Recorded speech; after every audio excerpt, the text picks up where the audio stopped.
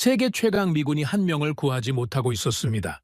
이란 상공, 최첨단 전투기 한 대가 아무런 경고도 없이 사라졌습니다. 그리고 몇 분 뒤 두 명이 하늘에서 떨어졌습니다. 한 명은 돌아왔습니다. 하지만 다른 한 명은 적진 한복판에 남겨졌습니다.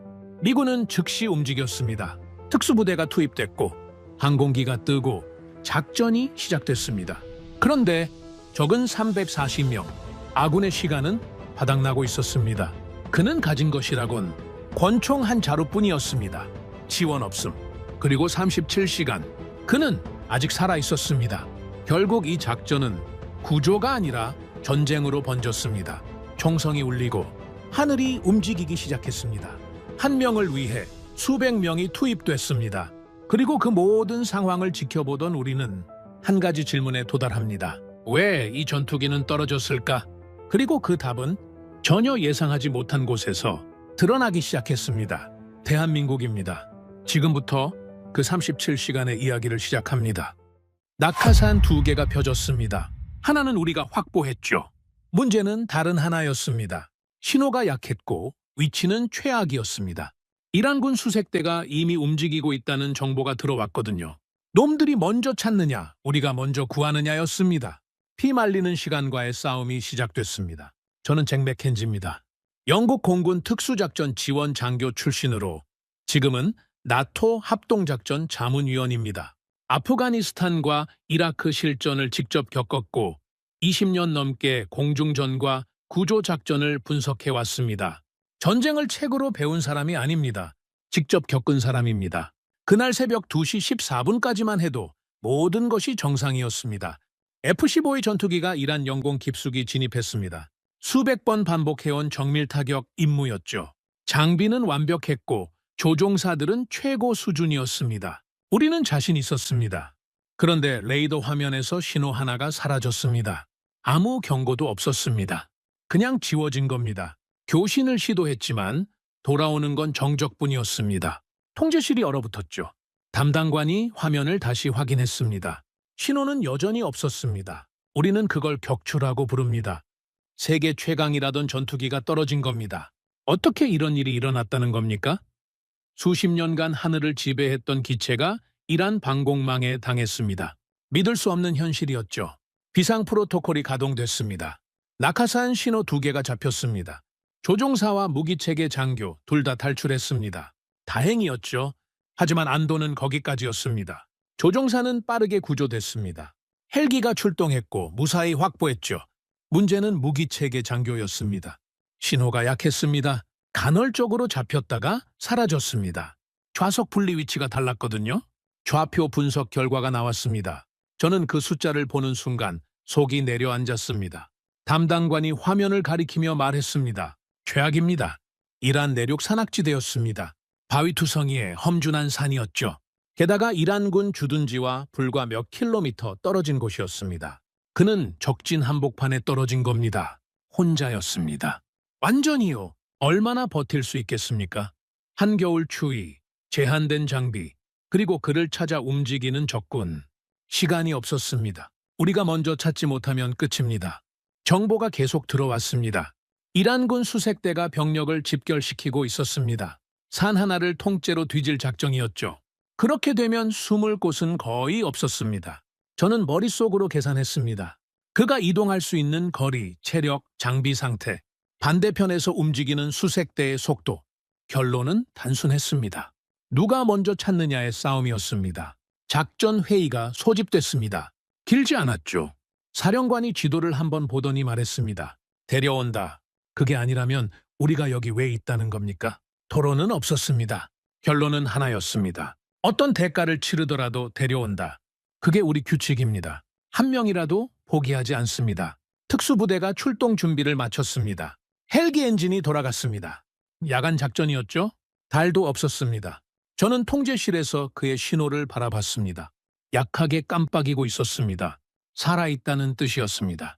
헬기가 어둠 속으로 사라졌습니다. 바로 그 순간 정보 담당관이 다가왔습니다.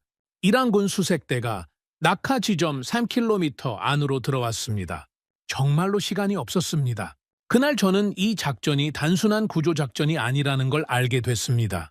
이건 전쟁이었습니다. 그리고 그 전쟁 과정에서 저는 우리가 믿어왔던 모든 것들이 흔들리는 걸 목격하게 됩니다. 세계 최강 전투기가 왜 떨어졌습니까? 완벽하다던 방공체계는 어디 있었습니까? 우리가 당연하다고 믿었던 공중 우위는 진짜였습니까? 그 질문들의 답을 찾아가는 과정에서 저는 전혀 예상하지 못한 곳에서 해답을 발견하게 됩니다. 미국도 영국도 아닌 우리가 그동안 보조적 역할로만 여겼던 한 나라에서요. 그 나라는 우리가 상상도 못한 방식으로 다음 전쟁을 준비하고 있었습니다. 조용히, 그러나 확실하게요. 바로 대한민국이었습니다. 그는 혼자였습니다. 완전히요.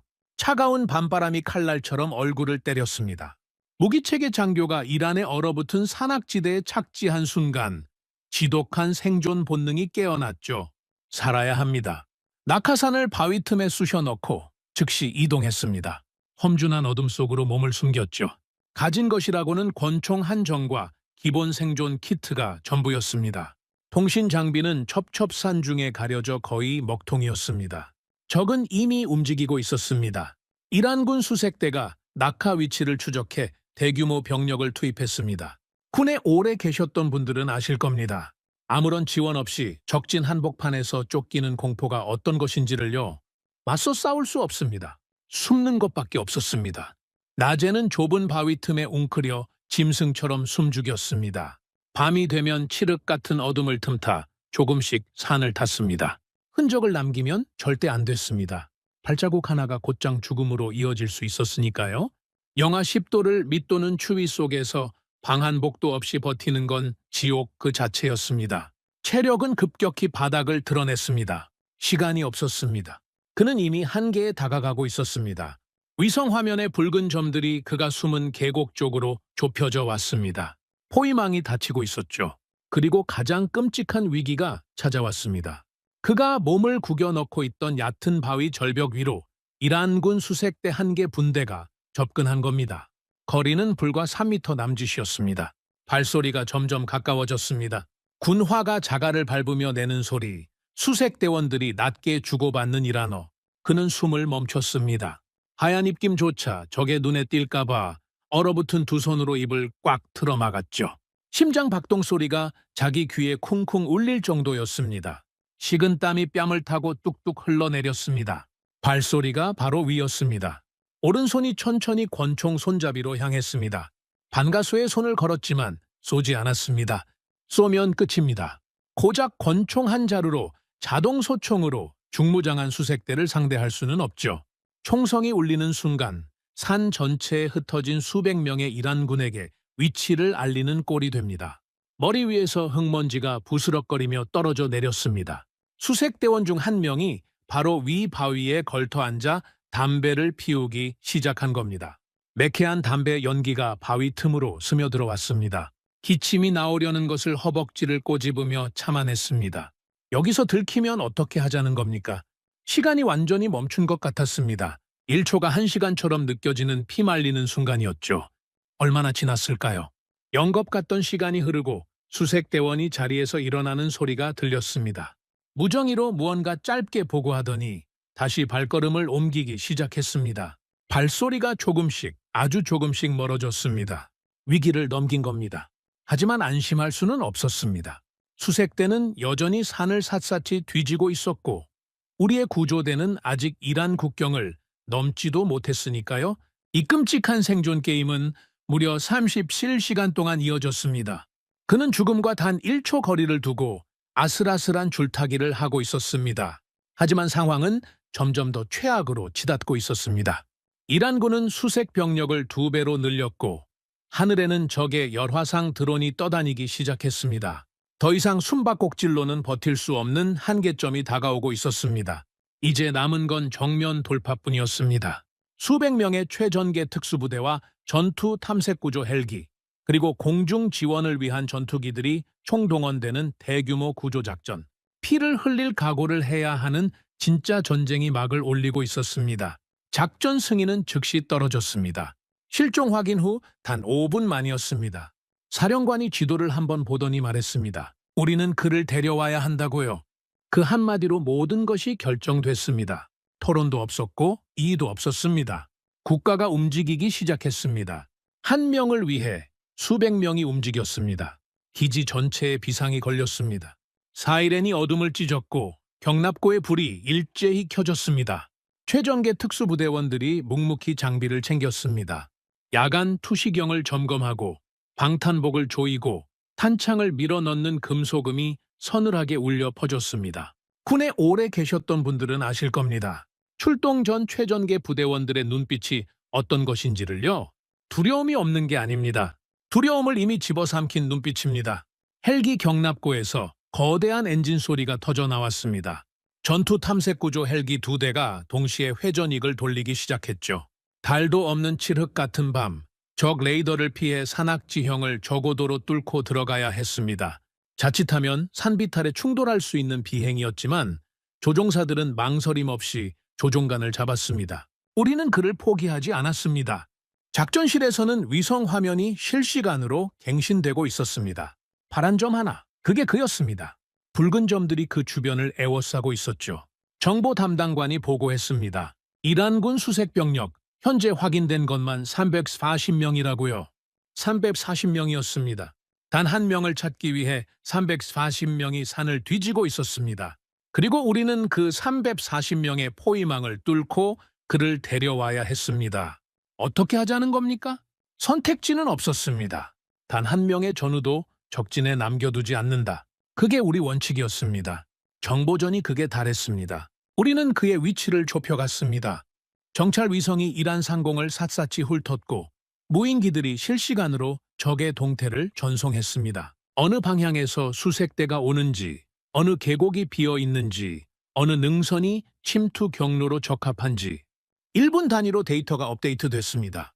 하늘과 지상, 모든 것이 연결됐습니다. 공격기 2대가 이란 국경 인근 상공에서 이미 대기 중이었습니다. 구조팀이 적과 교전하는 순간 즉각 투입될 준비가 된 상태였죠.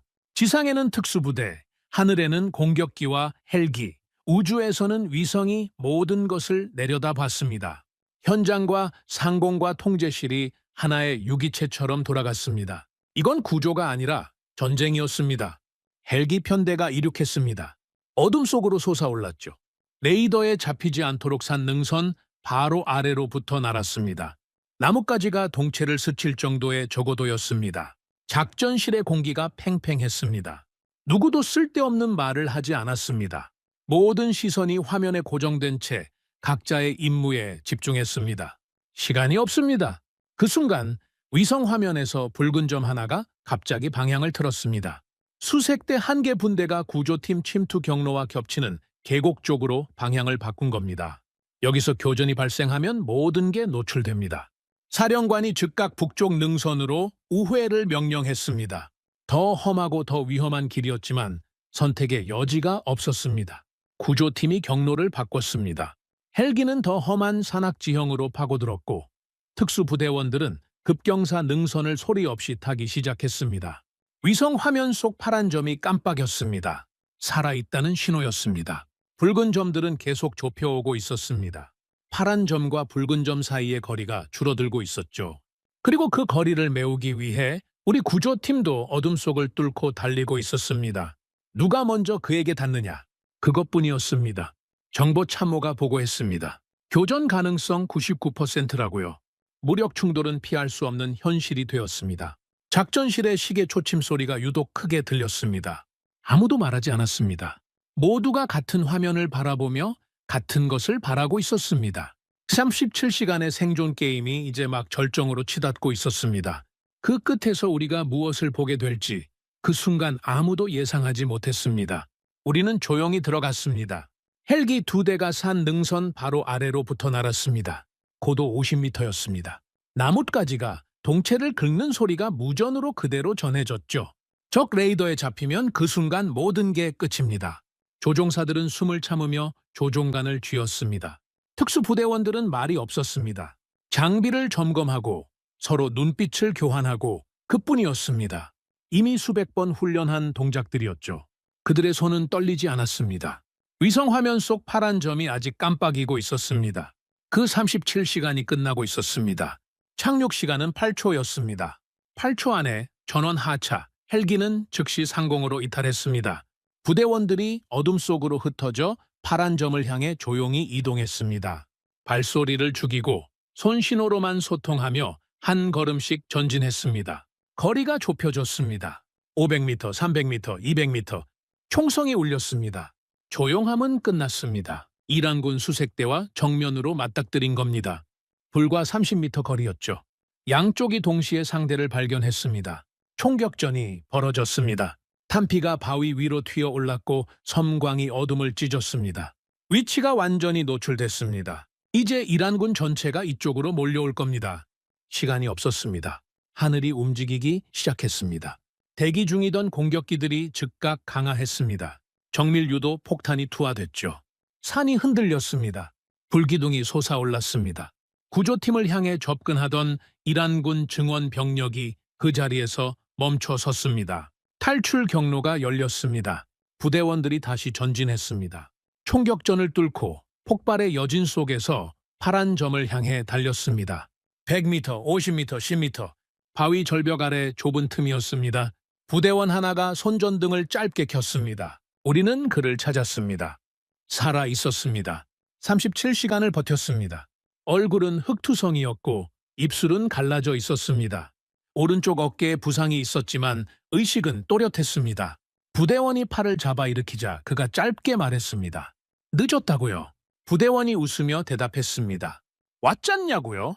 저는 그 무전을 들으며 통제실에서 처음으로 숨을 내쉬었습니다. 37시간이었습니다. 영하 10도의 추위 속에서 340명의 적군에 둘러싸인 채 단 한 발도 쏘지 않고 버텨낸 시간이었습니다. 군에 오래 계셨던 분들은 아실 겁니다. 전우를 버리지 않는다는 그 한 가지 원칙이 불가능해 보이는 구조를 현실로 만들어낸다는 것을요. 저는 그 순간 이 조직이 왜 강한지를 다시 한번 뼛속 깊이 느꼈습니다. 하지만 전쟁은 거기서 끝나지 않았습니다. 철수가 시작됐습니다. 부대원들이 그를 들것에 실어 이동하기 시작했습니다. 헬기 랑데부 지점까지 800m였습니다. 그런데 200m 앞에서 무전이 들어왔습니다. 수송 헬기 엔진 이상, 착륙 불가라고요. 작전실이 얼어붙었습니다. 지금 이 상황에서 헬기가 못 온다는 겁니까? 이란군은 사방에서 좁혀오고 있었습니다. 예비 헬기가 즉각 출격했습니다. 하지만 도착까지 18분이 필요했습니다. 18분 동안 버텨야 했습니다. 부대원들이 방어 대형을 짰습니다. 사방에서 총성이 들려왔습니다. 18분이 18시간처럼 느껴졌습니다. 예비 헬기가 도착했습니다. 전원 탑승, 즉시 이탈했습니다. 그런데 문제가 하나 더 남아 있었습니다. 고장난 수송 헬기였습니다. 그 기체 안에는 기밀 장비가 가득했습니다. 이란군 손에 넘어가면 안 됐습니다. 폭파 명령이 떨어졌습니다. 수억 원짜리 항공기가 이란 산악지대에서 불꽃이 됐습니다. 거대한 폭발이 밤하늘을 환하게 물들였습니다. 그 불빛 아래로 예비 헬기가 어둠 속으로 사라졌습니다. 우리는 그를 데려왔습니다. 하지만 대가는 있었습니다. 기체 한 대를 잃었습니다. 막대한 비용이 투입됐습니다. 그리고 저는 그날 밤 전혀 다른 질문을 마주하게 됐습니다. 왜 이 모든 일이 시작됐습니까? 왜 그 전투기는 떨어졌습니까? 구조는 성공했습니다. 하지만 진짜 문제는 이제부터였습니다. 우리가 믿어왔던 전쟁 방식에 거대한 균열이 생기고 있었습니다. 그리고 그 균열 속에서 저는 전혀 다른 해답을 준비하고 있던 한 나라를 떠올리게 됩니다. 그 해답은 우리가 그동안 과소평가했던 곳에서 나타나게 됩니다. 우리는 그을 구했습니다. 완벽한 작전이었습니다. 브리핑실 분위기는 한결 가벼워졌습니다. 사상자 없음, 목표 달성, 전원 귀환, 사령관이 짧게 말했습니다. 잘했다고요. 37시간을 버텨낸 전후, 340명의 포위망을 뚫은 구조팀, 자부심이 느껴졌습니다. 저도 처음 몇 시간은 그냥 성공이라고만 생각했습니다. 하지만 질문이 남았습니다. 그날 밤 저는 혼자 작전실에 남았습니다. 화면에는 격추 데이터가 펼쳐져 있었습니다. 시각, 위치, 고도, 속도, 이란군 방공망 작동 시간, 저는 처음부터 다시 들여다봤습니다. 왜 그 전투기는 떨어졌을까요? F-15였습니다. 세계 최강의 전술 전투기 중 하나였습니다. 전자전 장비를 갖추고 있었고 조종사는 최고 수준이었습니다. 수십 년간 어떤 전장에서도 공중 우위를 유지해온 기체였죠. 그런데 이란 방공망에 당했습니다. 데이터를 분석할수록 불편한 진실이 드러났습니다. 이란 방공망은 우리가 예상했던 것보다 훨씬 강력했습니다. 단순히 미사일 몇 발을 쏘는 수준이 아니었습니다. 레이더 교란, 다중 발사, 궤도 예측까지 정교하게 연동된 시스템이었습니다. 우리가 과소평가했던 겁니다. 명백히요. 기존 공중 우위 개념이 흔들리고 있었습니다. 회피 기동을 했음에도 피하지 못했습니다. 교범대로 다 했습니다. 그런데도 맞았습니다. 완벽한 방어는 없다는 말을 저는 수없이 해왔습니다. 하지만 그날은 달랐습니다. 막연한 교리가 아니라 눈앞의 숫자가 그 사실을 들이밀고 있었으니까요. 더 큰 문제는 비용이었습니다. 요격 미사일 한 발, 수천만 원에서 수억 원이었습니다. 이번 작전에서만 수십 발이 소모됐습니다. 반면 이란군이 사용한 공격 드론 한 대의 가격은 수백만 원이었습니다. 많아야요. 군에 오래 계셨던 분들은 아실 겁니다. 전쟁에서 돈이 떨어지면 총알이 있어도 쏘지 못한다는 것을요. 우리가 딱 그 길로 가고 있었습니다. 비용 역전 현상이었습니다. 우리는 수억 원짜리 미사일로 수백만 원짜리 드론을 잡고 있었습니다. 드론은 수십 대, 수백 대씩 쏟아져 들어옵니다. 우리 미사일은 한 발 한 발이 소중한 자원이었습니다. 이대로 전쟁이 길어지면 어떻게 된다는 겁니까? 적은 드론을 계속 찍어낼 수 있습니다. 저렴하게 빠르게 대량으로요. 우리는 그 하나하나를 수억 원짜리 미사일로 잡아야 합니다. 탄약고가 먼저 바닥납니다. 전쟁은 용기만으로 이기는 게 아닙니다. 지속 가능해야 이깁니다. 군 내부에서도 조용히 같은 이야기가 나오기 시작했습니다. 한 분석관이 말했습니다. 이번 작전은 성공이지만 이 방식으로는 다음 전쟁을 버틸 수 없다고요. 아무도 반박하지 않았습니다. 하지만 그건 답이 아니었습니다. 비행 패턴을 바꾸면 됩니까? 시간 문제입니다. 더 비싼 미사일을 쓰면 됩니까? 비용 문제가 더 심해질 뿐입니다. 더 많은 전투기를 투입하면 됩니까? 피해가 더 커질 뿐이죠. 이건 구조 문제가 아니었습니다. 시스템 문제였습니다. 전쟁 방식 자체가 바뀌어야 했습니다. 기존의 강대국 방식, 고비용 고성능 무기로 압도한다는 개념이 흔들리고 있었습니다. 새로운 전쟁 환경에서는 다른 접근이 필요했습니다. 더 빠르고, 더 저렴하고, 더 지속 가능한 방어 체계가 필요했습니다. 그 질문이 모든 걸 바꿨습니다. 동맹국들의 방산 데이터를 전부 꺼냈습니다. 미국, 영국, 독일, 프랑스 대부분은 여전히 고성능 미사일 개량에 집중하고 있었습니다. 방향이 틀렸다고 생각했습니다. 더 강한 미사일이 문제가 아니었습니다. 더 많은 드론을 더 싸게 막는 방법이 필요했습니다. 며칠을 그렇게 보고서를 넘겼습니다. 답이 보이지 않았습니다. 기존 강대국들은 모두 같은 방향을 보고 있었습니다. 더 크게, 더 강하게, 더 비싸게. 그게 그들이 아는 전쟁이었습니다. 그때 손이 멈췄습니다. 한 나라의 보고서였습니다. 레이저 요격 체계, 고출력 전자기파 무기, 드론 대량 대응 개념.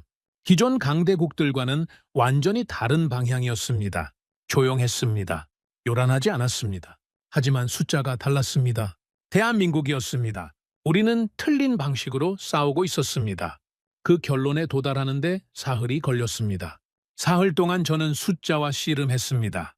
미사일 발사 횟수, 요격 성공률, 소모된 예상까지요. 결론은 매번 같았습니다. 이대로는 안 됩니다. 기존 방어체계는 고비용 구조였습니다. 수억 원짜리 요격 미사일로 수백만 원짜리 드론을 잡는 구조였죠. 드론은 때로 날아옵니다. 수십 대, 수백 대씩요. 우리는 그걸 하나하나 비싼 미사일로 격추해야 했습니다. 마치 고급 승용차로 오토바이를 들이받는 꼴이었습니다. 이길 수는 있지만 손해는 우리가 더 큽니다. 지속전에서 우리가 불리했습니다. 탄약고가 먼저 바닥납니다. 예산이 먼저 소진됩니다. 속도도 비용도 지속성도 모두 불리한 싸움이었습니다. 다른 방법이 필요했습니다. 저는 동맹국들의 방산 개발 현황을 다시 펼쳤습니다. 미국, 영국, 독일, 프랑스 모두 같은 방향이었습니다. 더 강한 미사일, 더 정밀한 요격 체계, 하지만 더 비싼 해법들이었죠. 군에 오래 계셨던 분들은 아실 겁니다. 전쟁에서 돈이 떨어지면 총알이 있어도 쏘지 못한다는 것을요. 우리가 딱 그 길로 가고 있었습니다. 며칠을 그렇게 보고서를 넘겼습니다. 답이 보이지 않았습니다. 기존 강대국들은 모두 같은 틀 안에 있었습니다. 그때 한 나라가 눈에 들어왔습니다. 보고서 맨 아래 있던 자료였습니다. 조용했습니다. 요란하지 않았습니다. 하지만 내용은 완전히 달랐습니다. 한국이었습니다. 그들은 전혀 다른 전쟁을 준비하고 있었습니다. 첫 페이지를 넘기는 순간 저는 손을 멈췄습니다. 레이저 요격 체계, 고출력 전자기파 무기, 우리가 보던 방향과 완전히 다른 길이었습니다. 레이저로 드론을 격추한다. 한 번 구축하면 발사 비용이 전기료 수준입니다. 미사일처럼 탄두가 필요 없습니다. 전원만 있으면 계속 쏠 수 있습니다. 숫자가 충격적이었습니다. 미사일 한 발 수억 원, 레이저 한 발 수천 원. 탱크와 정우의 차이였습니다. 비교 자체가 되지 않았습니다. 이건 완전히 다른 접근입니다. 드론 1000대가 동시에 날아온다고 가정해 보십시오. 기존 미사일 방식으로 막으려면 수천억 원이 소모됩니다. 한 번의 공격으로요. 적은 그걸 알고 있습니다. 그래서 드론을 계속 찍어내는 겁니다. 막는 쪽이 먼저 무너지도록요. 한국의 레이저 체계는 그 계산을 완전히 뒤집어 버렸습니다. 드론 1000대를 막는 비용이 커피값 수준이었습니다. 적의 전략 자체가 무의미해지는 겁니다. 고출력 전자기파 무기는 더 놀라웠습니다. 강력한 전자기파로 드론대를 한꺼번에 무력화하는 기술이었습니다. 하나씩 격추하는 게 아니라 범위 안에 드론 전체를 동시에 마비시킵니다. 공중에 떠있던 드론들이 파리떼처럼 우수수 떨어지는 겁니다. 기존 미사일로는 상상조차 할 수 없는 광경이었습니다. 비용 대비 효과가 압도적이었습니다. 우리가 그토록 고민하던 비용 역전 현상을 완벽하게 뒤집어버린 해법이었습니다. 전쟁의 패러다임이 바뀌고 있었습니다. 저는 한국을 다시 봤습니다. 그동안 빠르게 성장한 나라, 괜찮은 동맹국 정도로만 여겼습니다. 방산 분야에서는 보조적 역할 정도로요. 그게 틀렸습니다. 한국은 다르게 보고 있었습니다. 강대국들이 기존 방식을 더 강하게 만드는 데 집중할 때 한국은 전쟁 방식 자체를 바꾸는 데 집중하고 있었습니다. 요란하지 않았습니다. 발표도 없었습니다. 그냥 묵묵히 해냈습니다. 그게 더 무서웠습니다. 단순한 동맹이 아니었습니다.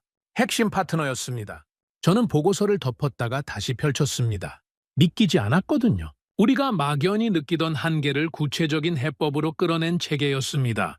값비싼 미사일에만 의존하던 시대에서 에너지와 기술로 버티는 시대로의 전환점이었습니다.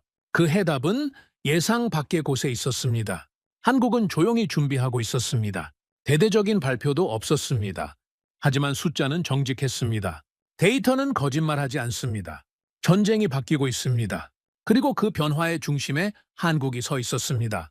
저는 그날 밤 처음으로 이런 생각을 했습니다. 이 나라를 다시 봐야 한다고요. 아니, 처음부터 제대로 봐야 했다고요.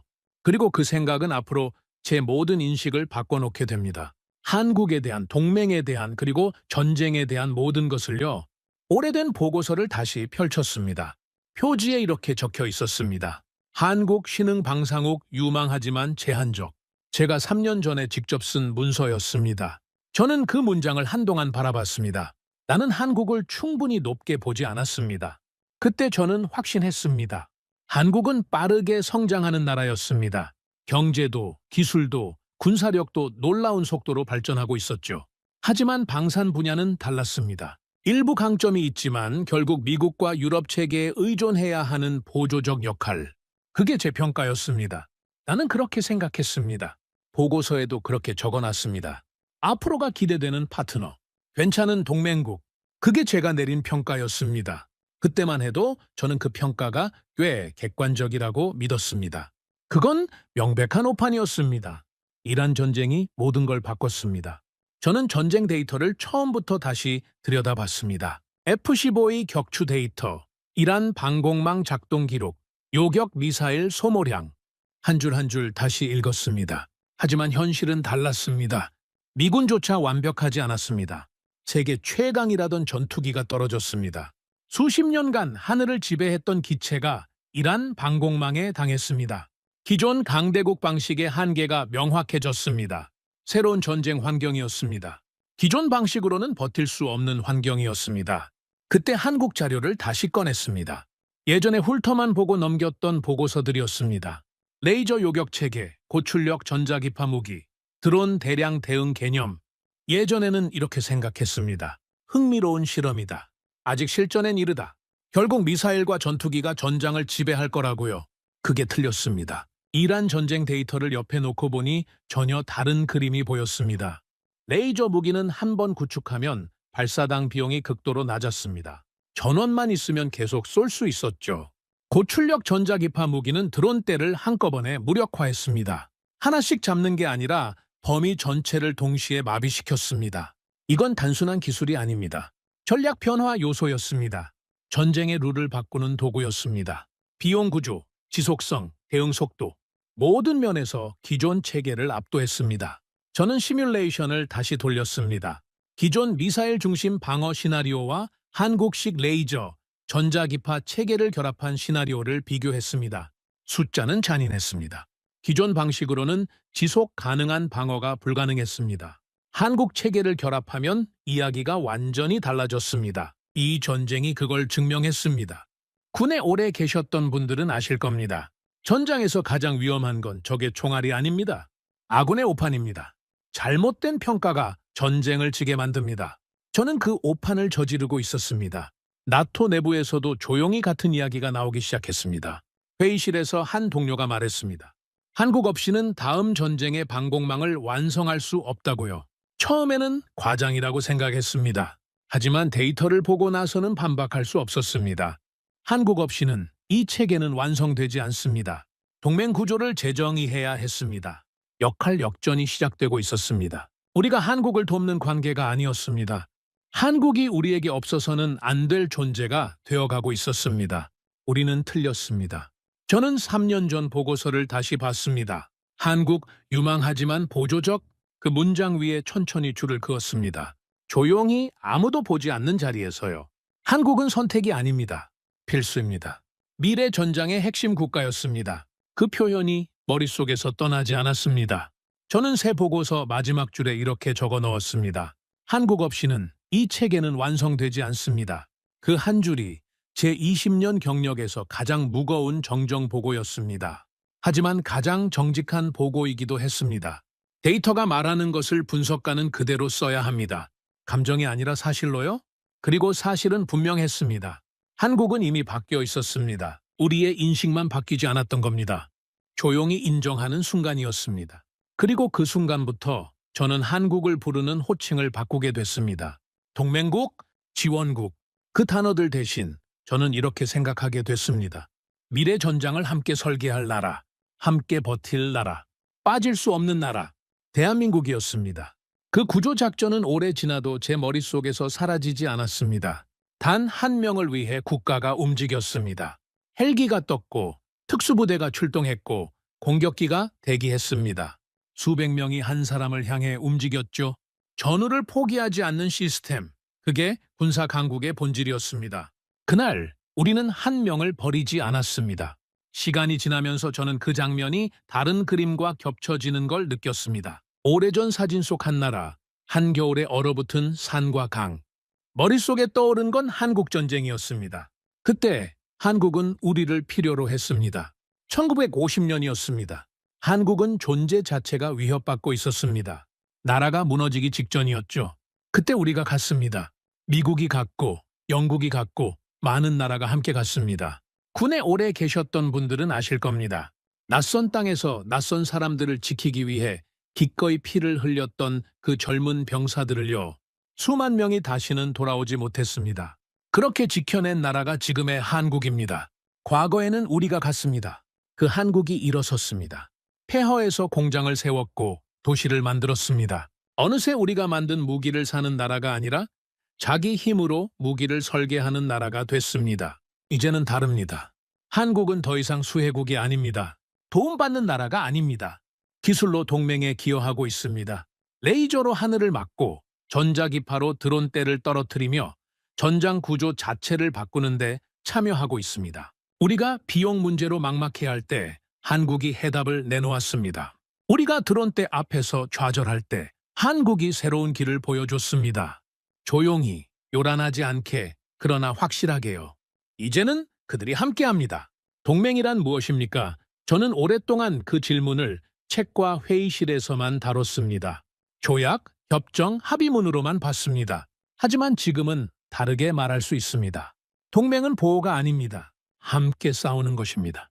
어느 한쪽이 일방적으로 지키고 다른 한쪽이 보호받는 관계가 아닙니다. 위기가 왔을 때 누가 옆에 서 있는가, 누가 자기 것을 내놓고 같이 버티는가. 그게 동맹입니다.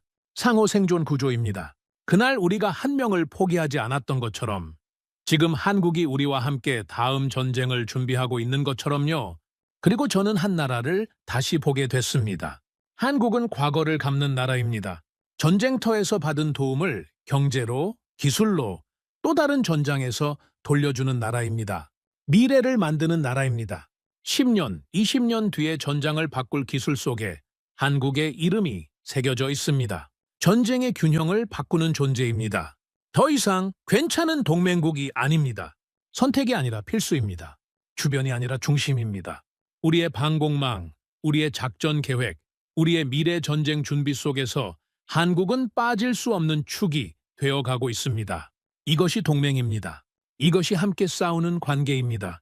시간을 넘어 이어지는 이야기입니다. 70년 전 우리가 한국을 지켰듯이 지금은 한국이 우리와 함께 미래를 지키고 있습니다. 받은 것을 기억하고 갚을 것을 실천하고 함께할 것을 약속하는 나라. 이것이 대한민국입니다. 마무리. 그 37시간을 저는 잊지 못합니다. 한 사람은 끝까지 버텼고 한 국가는 끝까지 움직였습니다. 그리고 저는 깨달았습니다. 전쟁은 혼자 하는 것이 아니라는 것을, 동맹은 말이 아니라 행동이라는 것을 이제는 분명히 말할 수 있습니다. 다음 전쟁의 균형은 대한민국이 바꾸게 될 겁니다. 끝까지 시청해주신 여러분께 진심으로 감사드립니다. 이 이야기가 여러분의 마음에 오래 남기를 바랍니다. 다음에도 더 좋은 내용으로 찾아뵙겠습니다.